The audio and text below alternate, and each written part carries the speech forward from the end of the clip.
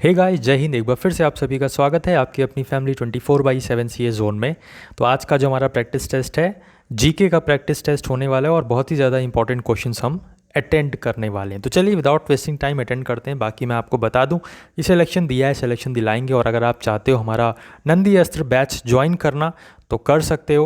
WhatsApp पे आपको number दिख रहा है, आप हमसे व्हाट्सएप करके सारी डिटेल्स ले सकते हो। आप इसको फ्री में भी ज्वाइन कर सकते हो। फ्री में ज्वाइन करने के लिए आपको क्या होगा, आपको यहाँ पे रेफर एंड अर्न का जो स्कीम है उसको ज्वाइन करना पड़ेगा। और यहाँ पे आप इसके रिगार्डिंग जो भी चीज़ें हैं वो आप हमें व्हाट्सएप पे करके जो भी डिटेल्स है वो ले सकते हो।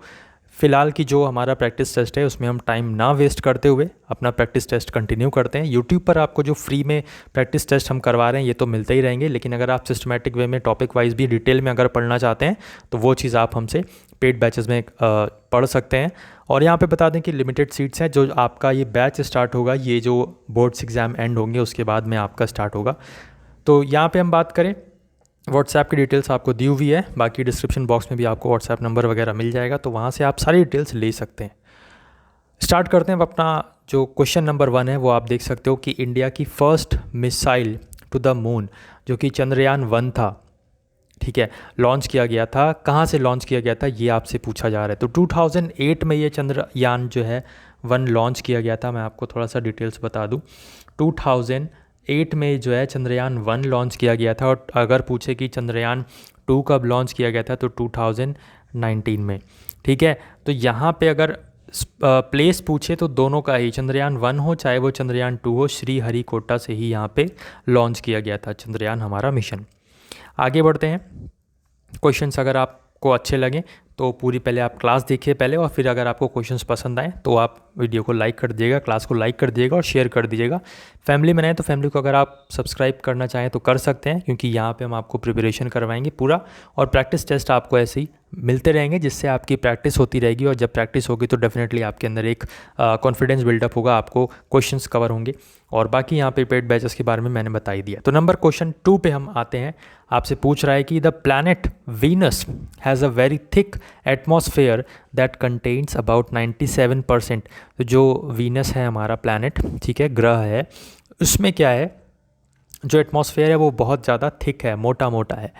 तो यहाँ पे आपको याद रखना है कि इसमें 97% कार्बन डाइऑक्साइड पाई जाती है, और यही वो रीज़न है कि यहाँ पे थिकनेस बहुत ज़्यादा देखने को मिलती है एटमॉस्फेयर में, ठीक है, वातावरण में। आगे हम बात करते हैं नेक्स्ट क्वेश्चन पे। तो हु गेव द स्लोगन विजयी विश्वा तिरंगा प्यारा।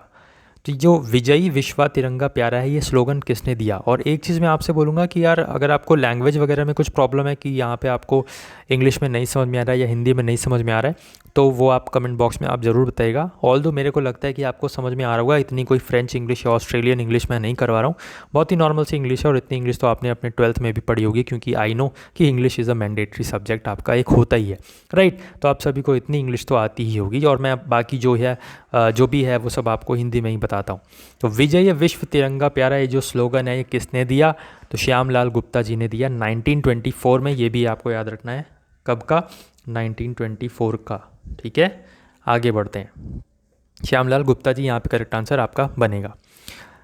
इसमें तो पहले ही आंसर हो गया है, बट कोई नहीं, यहाँ पे हम देख लेते हैं कि who introduced the civil service. तो सिस्टम ऑफ सिविल सर्विस यहाँ पे आप देख सकते हो वॉरेन हेस्टिंग्स। देखिए यहाँ पे दो चीज़ें होती हैं, फादर ऑफ सिविल सर्विस तो लॉर्ड कॉर्नवालिस को कहा जाता है, ठीक है, father of civil service Lord Cornwallis को। लेकिन system of civil service introduce किसने किया, तो वॉरेन हेस्टिंग का नाम आपको याद रखना है।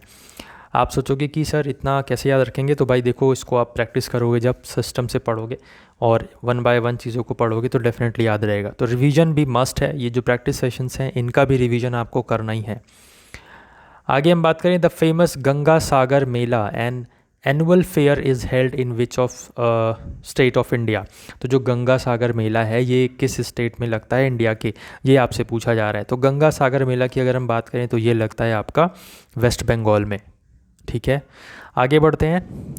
नेक्स्ट क्वेश्चन हमारा है कि इंडिया और यूएस मिलिट्रीज़ के बीच में जॉइंट 3 डे की एक्सरसाइज होती है जिसको हम क्या बोलते हैं, अभी हाल फिलहाल में विशाखापट्टनम में ये हुई थी एक्सरसाइज। तो इसका नाम है टाइगर ट्रायम्फ। आपको याद रखना है ऑप्शन सी यहाँ पे करेक्ट आंसर होने वाला है। ये एक टाइगर ट्रायम्फ जो है ये एक्सरसाइज का नेम होता है। अलग अलग कंट्रीज़ के साथ अलग अलग एक्सरसाइज होती हैं। तो इंडिया और यूएस मिलिट्रीज़ के बीच में जो एक्सरसाइज हुई है उसका नाम है टाइगर ट्रायम्फ। याद रखना है आपको कहाँ पर हुई है, विशाखापट्टनम में। आगे बढ़ते हैं। Spring tide would occur in which of the following conditions. किस कंडीशन में आपको जो है स्प्रिंग टाइड देखने को मिलती है?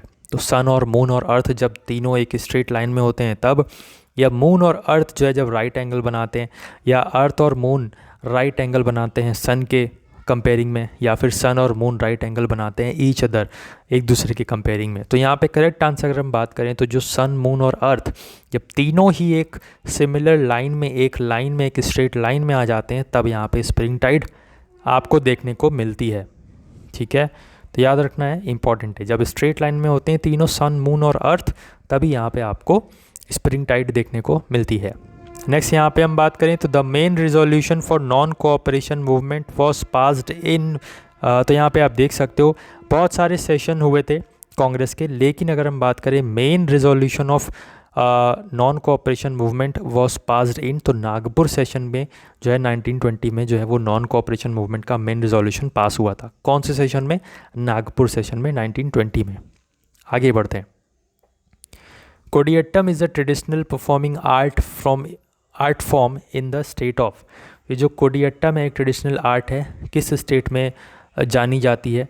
तो आपको याद रखना है जो गिवन ऑप्शंस हैं इसमें से जो करेक्ट आंसर आपका बनेगा option number D, Kerala. Kerala में जो है ये कोडियट्टम ट्रेडिशनल परफॉर्मिंग आर्ट है, यहाँ पे फेमस है। ठीक है, आगे बढ़ते हैं। Which of the following was adjudged as the best movie of the 53 hour challenge. तो 53 आवर चैलेंज एक हुआ था, उसमें अगर हम देखें वो कौन सी मूवी है जिसको बेस्ट मूवी का अवार्ड दिया गया, तो यहाँ पे आपको याद रखना है option A, that is dear diary को 53 आवर चैलेंज में बेस्ट मूवी का अवार्ड दिया गया है। इंपॉर्टेंट क्वेश्चन है, याद रखना है आपको। ये एक जनरल साइंस का क्वेश्चन है कि how many oxygen atoms are there in the molecule of hydrogen peroxide. तो अगर आपको हाइड्रोजन पेरोक्साइड का फॉर्मूला याद है तो इसका आंसर आप बहुत ही ईजिली कर सकते हो। क्या होता है, अगर यहाँ पे हम बात करें हाइड्रोजन पेरोक्साइड का फॉर्मूला होता है H2O2। तो आप देख सकते हो ऑक्सीजन के कितने एटम्स हैं, तो यहाँ पे आपको ऑक्सीजन के 2 एटम्स देखने को मिल रहे हैं। सॉरी, तो यहाँ पे आपका करेक्ट आंसर बनेगा ऑप्शन डी 2। ठीक है, मूविंग ऑन। नेक्स्ट यहाँ पे एक इंडियन कॉन्स्टिट्यूशन पॉलिटी का क्वेश्चंस मैंने रखा है यहाँ पे कि आपसे पूछ रहा है कि आर्टिकल दिया हुआ है और उसके रिगार्डिंग जो आपका स्टेटमेंट है वो दिया गया हुआ है। तो यहाँ पे हम बात करें आर्टिकल 18 यहाँ पे बोल रहा है कि अबॉलिशन ऑफ अनटचेबिलिटी की बात करता है, जो कि रॉन्ग है क्योंकि एबॉलिशन ऑफ अनटचेबिलिटी की बात आर्टिकल 17 करता है। 28 में दिया गया कि protection of interest of minorities, तो गलत दिया हुआ है। जो protection of interest of minorities है ये आर्टिकल 29 में है। ऑर्गेनाइजेशन ऑफ पंचायत आप देख सकते हो 43A लिखा हुआ है, जो कि गलत है क्योंकि organisation of village panchayat article 40 में है हमारे। 39A equal justice and free legal aid, तो ये आपका जो है करेक्ट आंसर है। बाकी सब मैंने आपको बता दिया कि करेक्ट आंसर क्या होगा, तो ये चीज़ आपको याद रखनी है। फिलहाल के लिए ऑप्शन 1 यहाँ पे करेक्ट आंसर बनेगा, जो कि 39A आर्टिकल है जिसमें आपका बात की जाती है कि इक्वल जस्टिस होगी और फ्री लीगल एड दी जाएगी। जो कैपेबल नहीं है एडवोकेट करने में, जो कैपेबल नहीं है, जो BPL कैटेगरी में है, बिलो पॉवर्टी लाइन कैटेगरी में, और उनको लीगल एड की ज़रूरत है, तो वो इस आर्टिकल के थ्रू अपना यहाँ पे लीगल एड ले सकते हैं फ्री में इक्वल जस्टिस के लिए। आगे बढ़ते हैं।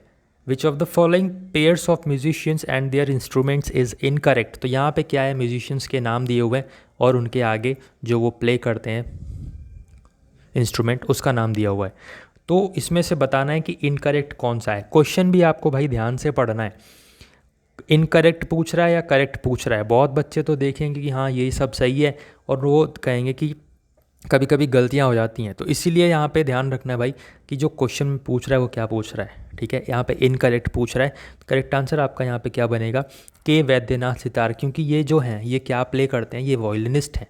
ठीक है, तो ये वॉयलिन प्ले करते हैं। ठीक है, ठीक है, ये वॉयलिन प्ले करते हैं, तो के वैद्यनाथ वॉयलिनिस्ट हैं और बाकी ये सब सही है। राम नारायण जी सारंगी प्ले करते हैं, उस्ताद विलायत खान ये सितार प्ले करते हैं और बिस्मिल्लाह खान जी ये शहनाई प्ले करते हैं। करेक्ट आंसर आपका के वैद्यनाथ हो जाएगा, क्योंकि ये सितार नहीं बल्कि वॉयलिनिस्ट प्लेयर हैं, ठीक है, वॉलिन प्ले करते हैं। आगे बढ़ते हैं।